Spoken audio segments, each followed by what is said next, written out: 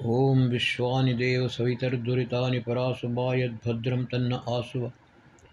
ನನ್ನ ಸಮಸ್ತ ಪ್ರೀತಿಯ ಬಂಧು ಭಗಿನಿಯರಿಗೆ ಡಾಕ್ಟರ್ ಸುಕುಮಾರ ಶಾಸ್ತ್ರಿ ಮಾಡುವ ವಂದನೆಗಳು.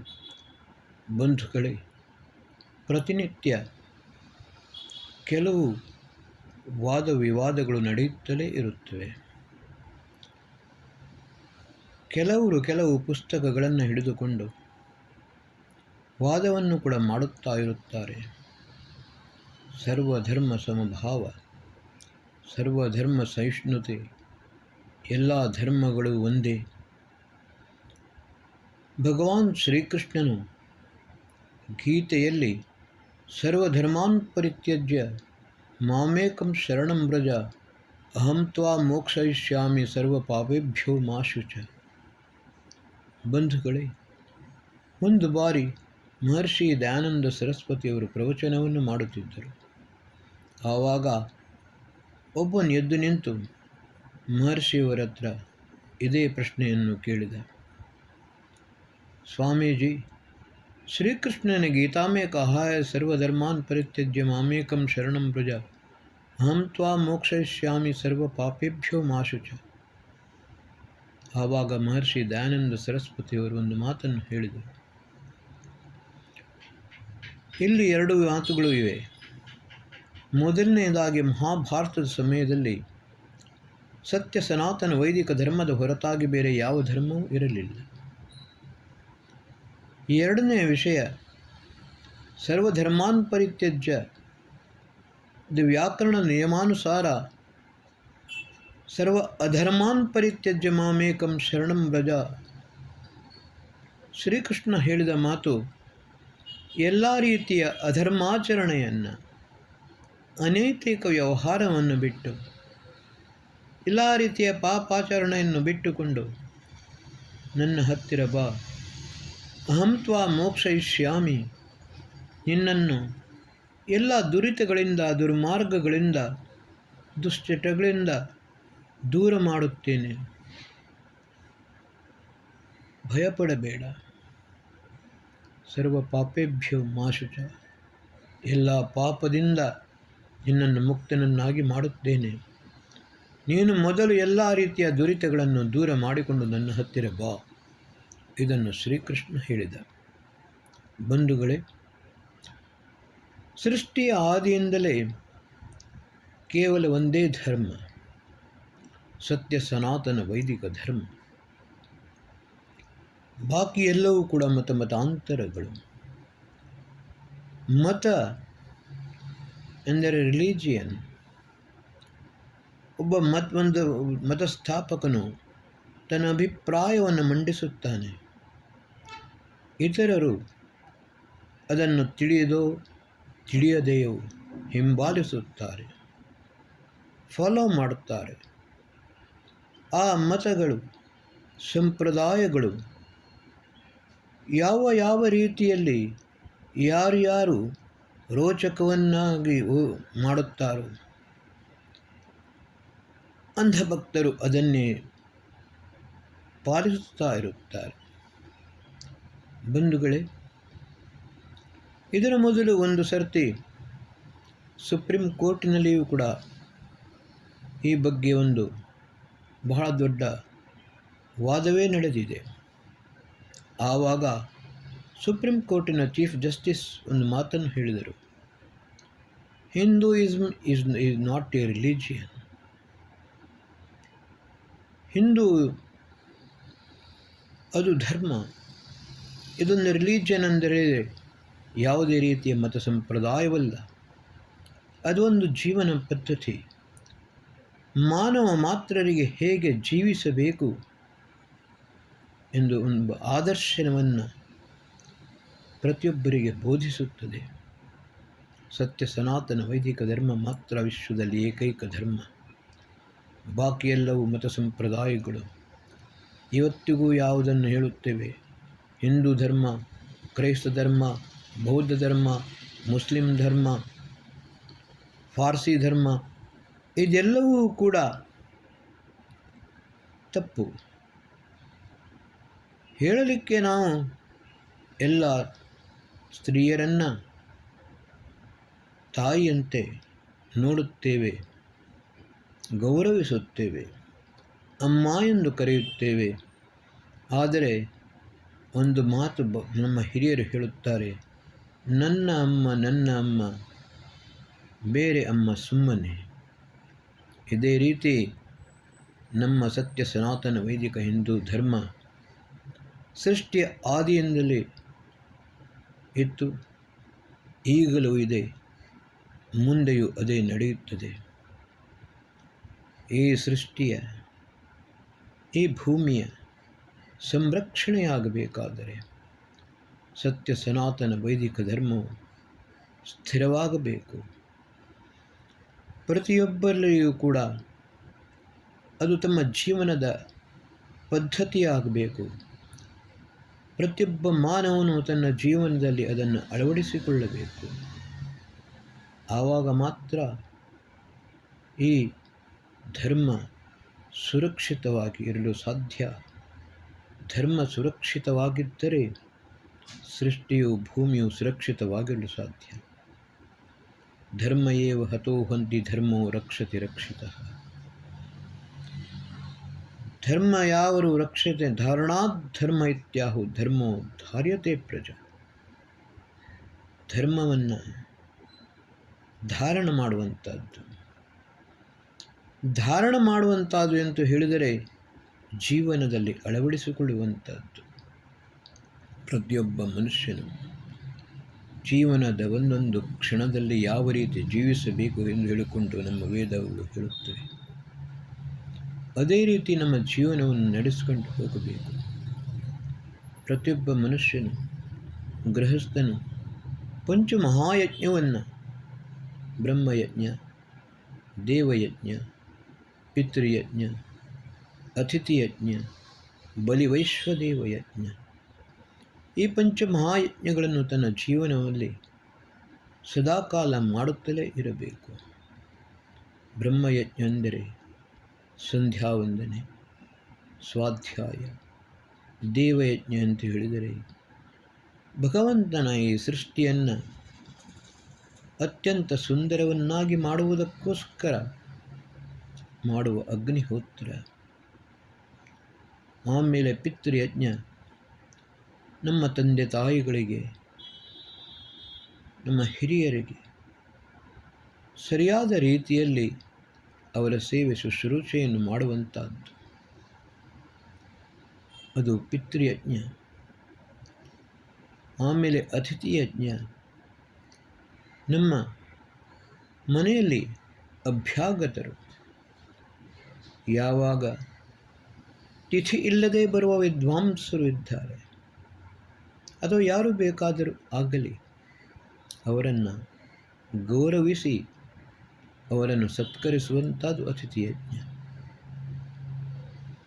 ಆಮೇಲೆ ಬಲಿವೈಶ್ವದೇವ ಯಜ್ಞ. ನಮಗೆ ತಿಳಿಯೋದು ಅಥವಾ ತಿಳಿದೆಯೋ ಹಲವಾರು ಕ್ರಿಮಿಕೀಟಗಳು, ಜೀವ ಜಂತುಗಳು ನಷ್ಟವಾಗುತ್ತವೆ. ಆದರೆ ನಾವು ಊಟವನ್ನು ಮಾಡುವಾಗ, ಅನ್ನವನ್ನು ಸ್ವೀಕರಿಸುವಾಗ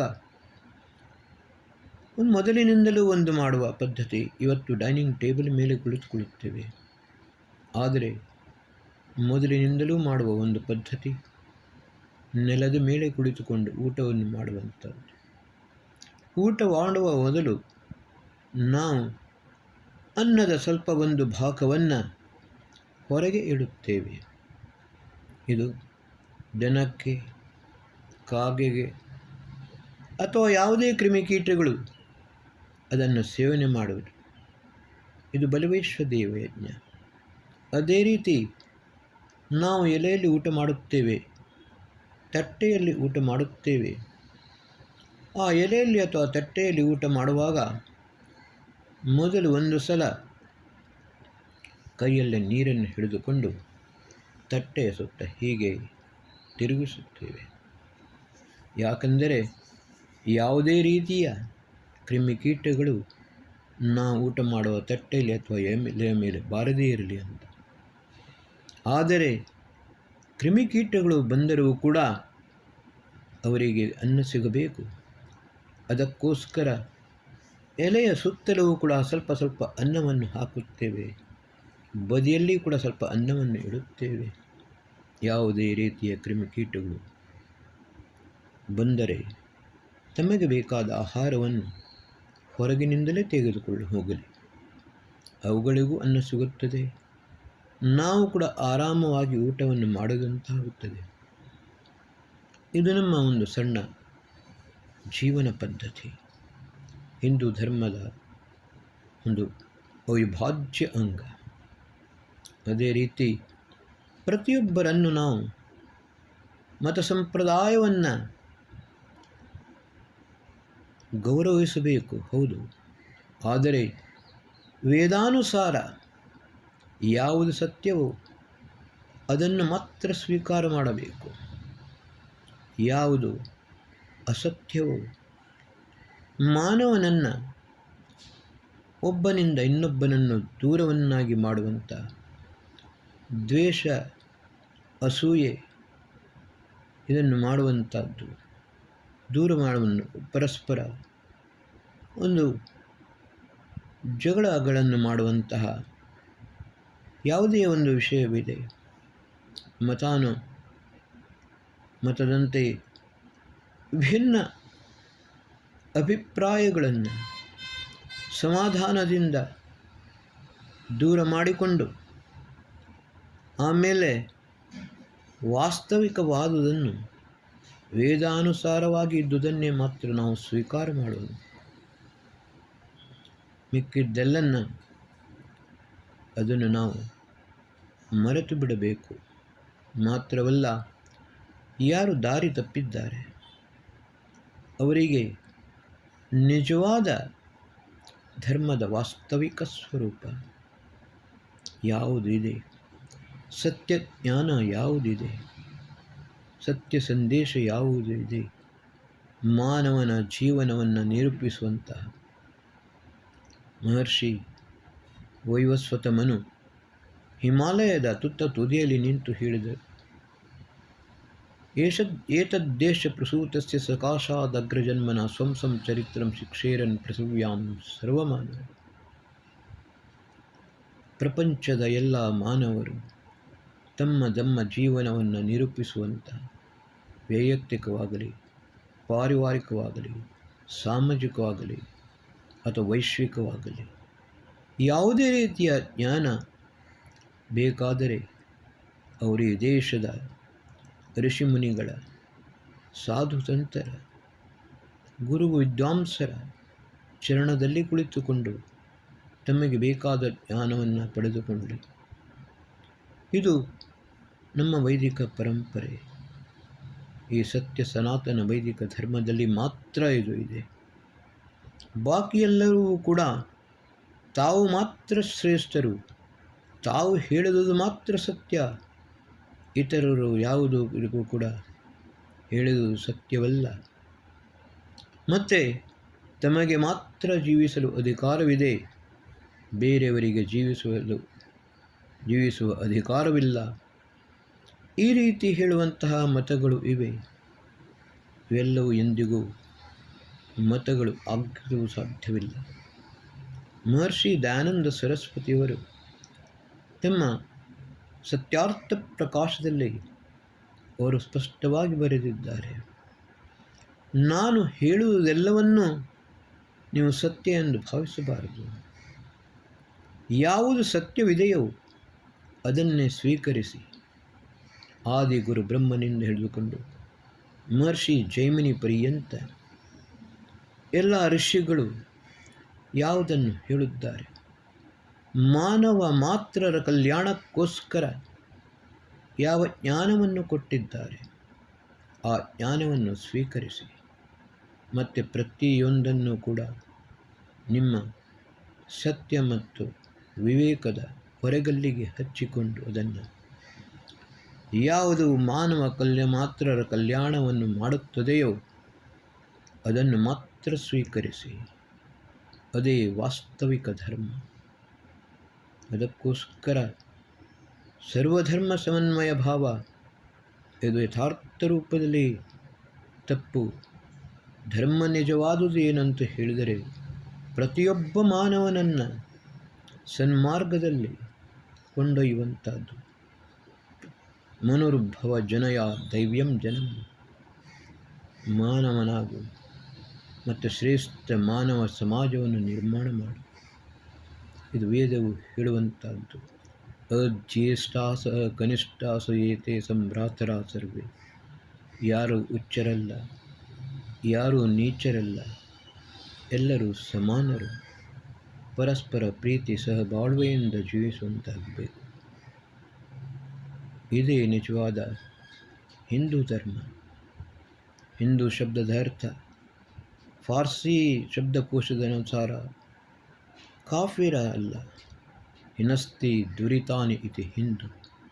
ಸಮಸ್ತ ದುರಿತಗಳನ್ನು, ದುರ್ಗುಣ ದುರ್ವ್ಯಸನ ದುಶ್ಚಟಗಳನ್ನು, ಕೆಟ್ಟ ಸಂಸ್ಕಾರಗಳನ್ನು, ಅಜ್ಞಾನ ಅಂಧಕಾರ ತಿಮಿರವನ್ನು ನಷ್ಟ ಮಾಡುವಂಥದ್ದು. ಎಲ್ಲರನ್ನೂ ಒಂದುಗೂಡಿಸಿ ಸೇರಿಸಿ ಪ್ರತಿಯೊಬ್ಬರನ್ನು ಮುಂದಕ್ಕೆ ಕೊಂಡೊಯ್ಯುವಂಥದ್ದೇ ನಿಜವಾದ ಹಿಂದೂ ಧರ್ಮ. ಅದು ಪ್ರಪಂಚದಲ್ಲಿರುವಂಥದ್ದು ಏಕೈಕ ಧರ್ಮ. ಇದರ ಹೊರತಾಗಿ ಮಿಕ್ಕೆಲ್ಲವೂ ಮತ ಸಂಪ್ರದಾಯಗಳಾಗಿವೆ. ಶ್ರೀಕೃಷ್ಣನು ಭಗವದ್ಗೀತೆಯಲ್ಲಿ ಹೇಳಿದು ಇದನ್ನೇ ನಾವು ಪಾಲಿಸಬೇಕು. ಇದೇ ನಮ್ಮ ಸತ್ಯ ಸನಾತನ ವೈದಿಕ ಧರ್ಮ. ಇದೇ ಸತ್ಯ ಸನಾತನ ವೈದಿಕ ಹಿಂದೂ ಧರ್ಮ. ಓಂ ಶಾಂತಿ.